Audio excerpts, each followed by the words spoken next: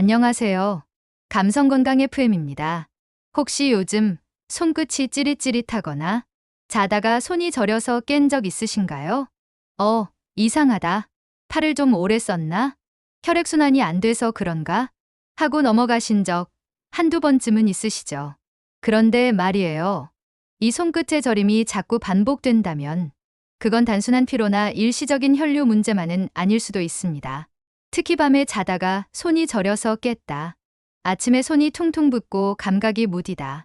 혹은 컵을 잡다가 자꾸 놓치는 경우가 있다면 그건 우리 몸이 보내는 분명한 신호일 수 있어요. 저림이라는 건 사실은 신경이 무언가에 눌리거나 자극을 받았을 때 나타나는 대표적인 증상입니다. 그런데 우리는 그걸 대수롭지 않게 생각하고 잠 잘못 잤겠지, 팔꿈치를 괴고 자서 그런가 봐 하고 넘기기 쉽죠. 가끔은 진짜 그런 경우도 있어요. 근데 그게 계속 반복되면 뭔가가 계속 손끝에 무리를 주고 있구나 하고 한 번쯤 의심해 보셔야 합니다. 예를 들어 볼까요? 우리 손끝에는 아주 가느다란 말초신경이 퍼져 있어요. 이 신경은 뇌에서부터 등, 어깨, 팔, 손목, 손가락까지 긴 여정을 따라 쭉 이어져 있습니다. 이 긴 통로 중 어딘가가 좁아지거나 눌리거나 부어오르면 전기가 흐르듯 찌릿찌릿한 저림이 생길 수 있어요. 예를 들어 팔꿈치를 오래 책상에 올려두고 있거나 휴대폰을 들고 한쪽 팔에만 무리를 줬을 때도 그런 저림이 생기죠. 그런데요, 이게 단순 피로에서 끝나지 않고 정형외과나 신경과에서 치료가 필요한 상태로 발전하는 경우도 많습니다. 특히 50대 이후에는 퇴행성 변화, 즉 노화로 인한 뼈나 인대, 신경 주변 조직의 변화가 저림 증상에 깊게 관여하게 돼요. 혹시 이런 증상 있으셨나요? 손끝이 저리면서 감각이 무뎌지고 뭔가 잡기 어렵거나 힘이 잘 안 들어가고 글씨를 쓸 때 손이 떨리는 느낌이 든다. 이런 느낌이 드셨다면 그냥 넘기지 마시고 오늘 이 이야기 끝까지 들어보시면 좋을 것 같아요. 오늘은 바로 이 손끝 저림에 대해서 왜 그런 증상이 생기는지, 어떤 질환과 연관이 있는지, 그리고 일상에서 어떻게 관리할 수 있는지 하나씩 자세히 풀어드릴게요. 단순히 나이 들어서 생기는 거겠지 하고 넘기지 마시고 우리 몸이 보내는 작은 신호를 한 번쯤은 귀 기울여보는 시간 가져보면 어떨까요?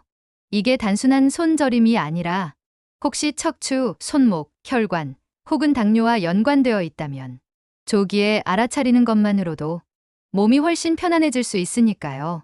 잠깐 여기서 궁금하신 분도 계실 거예요. 그럼 손끝이 저리면 어떤 병이 있다는 거야? 진짜 병원 가야 할 정도로 위험한 건가?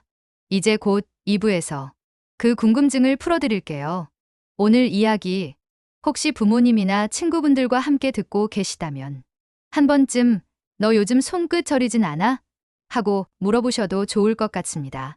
몸이 보내는 작은 신호, 그동안 무심히 지나치진 않으셨나요? 손끝 저림, 단순히 피곤해서 생기는 일시적인 증상일 수도 있지만 그 원인이 조금 더 깊은 곳에 있는 경우도 많습니다. 오늘은 손끝 저림을 유발하는 대표적인 3가지 원인과 함께 어떻게 생활 속에서 관리하면 좋은지 하나씩 짚어보려 합니다. 혹시 이런 말 들어보신 적 있으신가요? 손목 터널 증후군 또는 목 디스크, 그리고 말초신경병증이라는 단어 말이에요. 어렵게 느껴질 수도 있지만 하나씩 풀어보면 의외로 우리 몸에 가까이 있는 이야기랍니다. 먼저 손목 터널 증후군부터 살펴볼게요. 이건 요즘 정말 많은 분들이 겪고 계신 증상인데요. 특히 손을 자주 쓰는 분들, 예를 들어 설거지, 청소, 스마트폰, 양말 개기, 김치 담그기처럼 반복적인 손동작이 많은 일들을 자주 하시는 분들에게 잘 나타납니다. 우리 손목에는 수근관이라고 하는 신경이 지나가는 좁은 터널이 있는데요. 이곳이 붓거나 눌리면 그 안을 지나가는 정중신경이 자극을 받아서 손끝이 저리거나 감각이 무뎌지게 되는 겁니다. 보통은 엄지, 검지, 중지 쪽이 저리고 밤에 자다가 손이 저려서 깨는 경우도 많아요. 아침에 손이 굳은 듯 뻣뻣하고 가위질이나 글씨 쓰기 같은 섬세한 동작이 어려워지기도 하죠. 이럴 땐 손목을 쉴 수 있게 해주는 게 가장 우선입니다.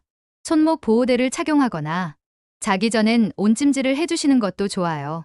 손목 아래에 작은 수건을 말아놓고 자면 손목이 꺾이지 않아서 저림이 줄어들 수 있어요. 다음은 목 디스크입니다. 에이, 목 디스크는 목 아플 때 생기는 거 아니에요? 하실 수 있지만 사실 목 디스크가 손끝 저림의 원인이 되는 경우도 많아요. 우리 목뼈 사이에는 디스크라는 말랑한 구조물이 있는데 이게 노화나 잘못된 자세, 무리한 동작 등으로 옆으로 삐져나오면 목에서 팔, 손으로 내려가는 신경을 눌러버릴 수 있어요. 그럼 그 신경을 따라 어깨부터 팔, 손끝까지 저릿한 감각이 이어지는 겁니다. 특히 컴퓨터나 스마트폰을 오랫동안 사용하시는 분들, 고개를 앞으로 쭉 빼고 있는 자세가 익숙한 분들은 목 주변 근육과 디스크에 부담이 가기 쉬워요. 혹시 거울 앞에서 내 목이 거북이처럼 앞으로 빠져 있는 것 같다면 목 디스크의 초기 신호일 수도 있습니다.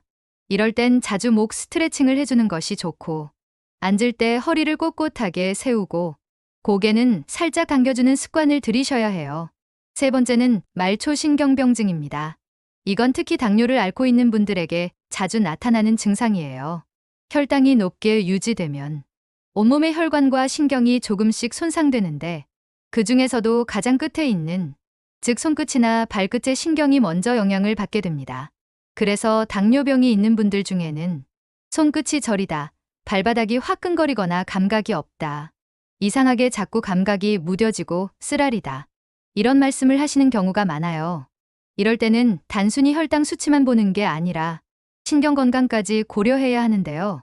비타민 B군이 신경 기능을 돕는데 도움이 되기 때문에 치단이나 보충제를 통해 관리해보는 것도 한 방법입니다. 자, 그럼 여기서 질문 하나 드릴게요.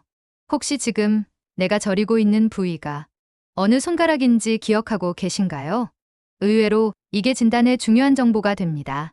엄지검지중지가 저리면 손목 터널 증후군 가능성, 약지 새끼 손가락이 저리면 팔꿈치의 신경 눌림 가능성, 전체 손가락이나 팔까지 저리면 목 디스크 가능성, 손끝만 둔하게 감각이 없다면 당뇨성 말초신경 문제 가능성. 이렇게 구분해서 생각해보면 조금 더 정확하게 내 몸의 상태를 파악할 수 있어요. 그럼 이제 이 저림을 조금이라도 줄여주기 위해 일상 속에서 어떤 실천이 가능할까요? 크게 세 가지를 추천드릴게요. 첫째, 온찜질입니다. 손목이나 팔꿈치를 따뜻하게 해주면 혈액순환이 좋아지고 신경의 압박도 완화됩니다. 미지근한 물에 510분 손을 담그는 것도 좋고 온찜질 팩을 활용해도 괜찮아요. 둘째, 스트레칭과 자세 교정입니다. 하루에 12번 목과 어깨, 손목을 풀어주는 간단한 스트레칭만 해도 큰 도움이 됩니다. 특히 스마트폰을 오래 볼 때 팔을 받쳐주는 자세를 꼭 신경 써주세요. 셋째, 손 사용 시간 조절입니다. 설거지, 청소, 스마트폰, 바느질 등 반복적인 손 사용을 30분 단위로 끊어 쉬어주는 게 좋아요. 중간중간 손 털기, 손바닥 쥐었다, 펴기 같은 동작도 손끝 순환에 큰 도움이 됩니다. 오늘부터 작은 습관 하나만 바꿔도 몸이 달라질 수 있습니다. 자, 오늘 이야기도 어느덧 마지막입니다. 지금까지 손끝 저림의 다양한 원인과 생활 속 관리법까지 알아봤죠. 이제는 그걸 실제로 일상에서 어떻게 실천할 수 있을지 좀 더 구체적으로 정리해 드릴게요. 그리고 몸뿐 아니라 마음까지 따뜻해질 수 있는 마무리 이야기로 함께 해보겠습니다. 먼저 아침 5분 루틴을 소개할게요. 딱 5분만 투자하면 손끝 저림 완화에 꽤 도움이 됩니다. 아침 손 스트레칭 루틴.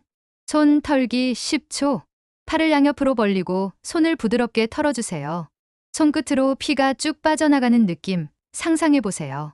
손가락 쫙 펴기와 주먹 쥐기 10회 반복. 손가락을 천천히 쫙 펴고 다시 천천히 주먹을 쥐어줍니다. 가능한 한 끝까지 최대한 넓게 펴고 쥐는 게 중요해요. 손목 돌리기. 양손 주먹을 쥐고 손목을 시계 방향으로 10회, 반대로 10회 돌려주세요. 이때 어깨에 힘을 빼고 목은 편안하게 유지하는 것도 잊지 마시고요. 손목 스트레칭. 한 손을 앞으로 뻗고 다른 손으로 손바닥을 눌러 손등 쪽으로 손목을 늘려줍니다. 각 손당 10초씩 천천히 호흡을 하며 해주세요. 이렇게 하다 보면 손끝에 살짝 열감이 돌고 움직임이 훨씬 부드러워지는 걸 느끼실 수 있어요. 그리고 밤에 자기 전 습관도 중요합니다. 수면 전 온찜질 루틴. 수건을 따뜻한 물에 적셔서 물기를 꼭 짠 뒤 손목이나 팔꿈치 위에 올려주세요. 전자레인지용 온찜질팩을 활용해도 좋습니다. 이때 손을 무릎 위에 올리고 가볍게 눈을 감고 5분 정도 쉬어보세요. 조용한 음악이나 파도 소리를 틀어두면 몸과 마음이 동시에 편안해지는 걸 느끼실 수 있을 거예요. 특히 손끝 저림으로 밤에 깨는 분들은 잠들기 전 이 작은 습관만으로도 훨씬 깊은 숙면을 취할 수 있습니다. 자, 여기서 하나 더 알려드리고 싶은 팁이 있습니다. 바로 의외로 도움이 되는 걷기입니다. 손끝이 저린데 걷는 게 무슨 상관이야? 이렇게 생각하실 수 있어요. 그런데 걷기를 통해 전신 혈액순환이 좋아지면 말초까지, 즉 손끝과 발끝까지 혈액과 산소가 훨씬 원활하게 공급되거든요. 특히 양팔을 흔들면서 걷는 운동은 어깨 관절, 팔꿈치, 손목까지 부드럽게 자극해주면서 저림 증상 완화에 도움이 됩니다. 오후 햇볕이 부드러워질 무렵 가벼운 바람 맞으며 2030분 걷기 혹시 오늘 해보실 수 있으실까요? 정서적으로도 손끝 저림은 우리가 몸을 어떻게 돌보고 있는지, 자신을 얼마나 살펴주고 있는지를 보여주는 하나의 신호일 수 있어요. 내가 나를 쓰다듬는 시간, 내 손을 바라보는 시간. 이런 표현 요즘은 명상에서도 자주 쓰이는데요. 우리는 늘 손으로 뭔가를 하며 살아가죠.